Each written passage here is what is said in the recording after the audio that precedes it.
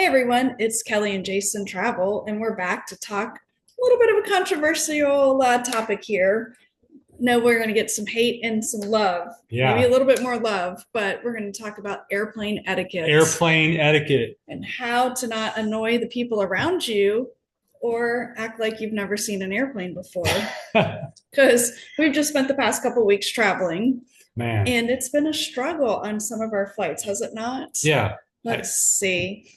Um, Topic number one. if you I Okay, go for it. my hot button. I don't know if you'll agree with me. Is when the plane lands and gets to the gate. Where is everybody going? I mean, like, On top of each other. That's uh, where they're going. yeah, And then they're pulling their luggage out on top of everyone. yeah. So it. Yeah. Well, we had a guy that sat on the window seat, and then as soon as they turn the seatbelt sign off, the guy jumps up and he's standing Trying to climb over me. trying to climb over us to get into the aisle, and It was there's full nowhere to already. go. The aisle was full. So Uh, we didn't know where he was going and why he was trying to get out on top of us because mm, we couldn't go anywhere. yeah. Let's see. Oh, there's so I did get many. a little frustrated because a guy from the back of the plane, Oh yeah. all the way in the back of the plane, as soon as it landed, rushed, and we were probably mid plane, rushed all Mm, the way forward in front of us. Then decided that he needed to pull out 8 carry-ons that he couldn't carry himself because they bags, wheeled bags, you name it. And everyone was like sardines, bumper to bumper, pushing each other, pushing us. And he wasn't going anywhere. And then he was mad because he wanted everyone to let his kids through from the back of the yeah, plane. So, because you couldn't carry the because bags. he couldn't carry all the bags and he didn't wait for his kids. So, we traveled with 4 children. Yeah, And when you have kids, that means you have to make adjustments, like maybe just sit with them and wait a minute, let everyone get out of the plane, and then yeah. get your 8 bags. Because with 6 of us, we definitely had 6 carry-ons at times, I depending where we were going. And you just can't be in a hurry if you can't do it yourself and your kids aren't big enough. I mean, where are you going? You're going to the carousel to wait for your bag. Right. We So were landing on an international flight, what so the bags took 45 minutes to get there, what's anyways. the hurry? Like just sit on the plane, eat your peanuts, and wait till everybody gets off, and then get off the plane. Or you could have like our last flight, lightning struck as we all got to the baggage Yeah, carousel. So we waited an hour after we landed for bags because they put a stop on the ramp, and yeah, so there was no luggage and no planes landing or taking off because they couldn't have the baggage handlers out there or any people working the ramp. yeah. So everyone that ran there and ran people over to get off the plane, they couldn't go.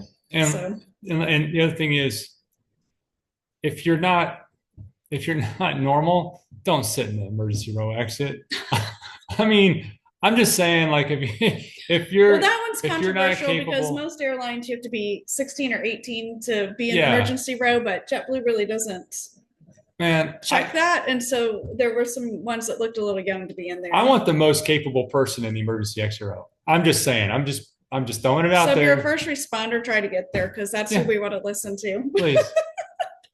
Yeah. But let's see, another thing with getting on and off the plane is it goes in order. So, Oh, oh, being polite and letting the row in front of you exit before you try to push off and push them out of the way. yeah. And then being courteous. And it's like, there's a aisle, the people in the aisle across from you, like common courtesy of who's going to go first. But it seems to me that there's no self awareness. There's only them on the airplane anymore. And it's the wild, wild I west. thought you were going to say getting on the plane. It goes in order. Like your ticket says boarding group Oh, A. boarding groups, one, two, three, That A, B, means you're C. first. Z is means you're going last, Bubby. Sorry.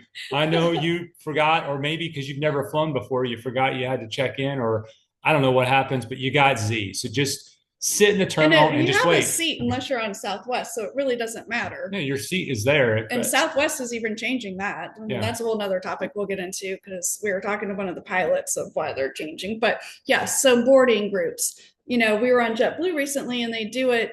I know no one thinks that it's logical or in a logical order, but when you're in a boarding group, it's because they load the window seats, then the middle, then the aisle. So that You way mean they you don't have to actually get back up and let thought the about aisle it? person in and it doesn't slow down the process. But when they're all rushing their boarding times and they're overwhelming the poor gate attendants and she keeps trying to tell them that they're not in the right boarding group, it just slows the process down for everyone. And we all want to get on vacation. So follow not the so much the rules, process, but the process the that they put in process. place because they make it the fastest if everyone follows along. Personally, if I could get on a plane with my wallet and my cell phone and that's it, I would get on dead last. If I knew I had a seat, I'm on last. I'll let everybody else file their butt and their hips and their elbows and their bags, rubbing shoulders all the way down to the end of the plane. And I'll get on last and rub my butt and my shoulders and my elbows all the way to my seat and then just sit down and just have a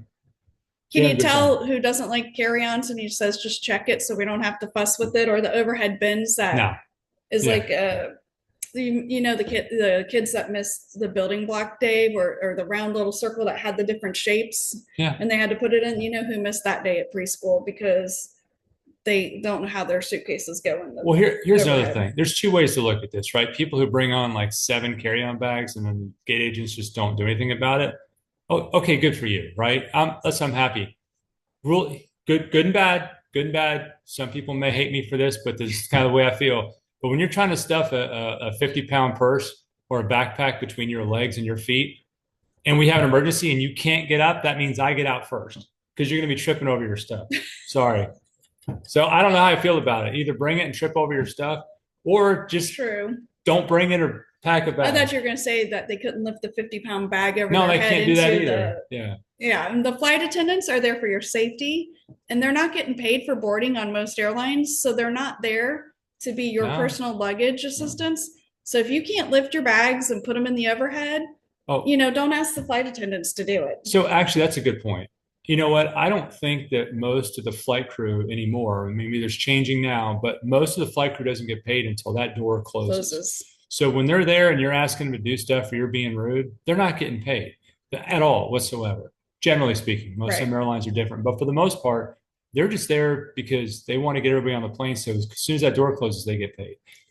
So, and I saw another video today. When you don't put your stuff under the seats, the flight attendant said, and I haven't fact checked her yet, but that they get fined from the FAA if you guys aren't listening and they get caught with people holding things they're not supposed to or having their bags under their feet instead of under the seats or in the overhead bins. So it's definitely a safety issue. I think those are my main hot buttons. I think so. But getting on the plane, getting in order, getting off the plane. You're not going anywhere because you're going to the carousel and you're just going to sit and everybody's waiting anyway.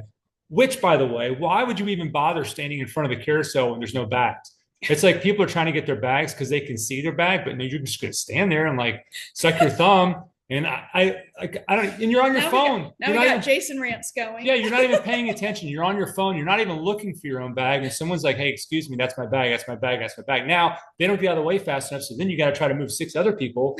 They're standing like 12 micromillimeters from the carousel. Anyway, that's it. Maybe is there anything else? He's just upset because he was trying to grab our bag and he went to turn around and someone was right behind, like had moved right up under him for no reason, and he about hit him with the bag. Yeah, I should have hit him with a bag. You were trying to be nice about it, polite. But they went right up under you. So what can you do? Huh? So, anyways, airplane etiquette. Airplane etiquette, just a little thought process. For those that maybe don't fly as much, things to think about.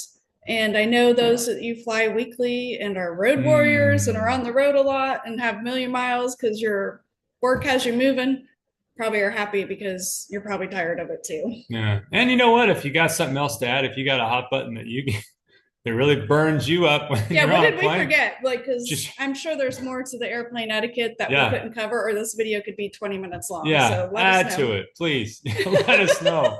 Because it'll probably just get me fired up all over again. Although they do like to tell you if you're wrong. So I'm that always seems wrong to be a trending TikTok for you is tell Jason he's wrong. Tell me I'm wrong. Tell me I'm wrong. So anyways, we will catch you later. And don't forget, work hard. Vacation harder. And we'll see you soon. See you guys. Bye.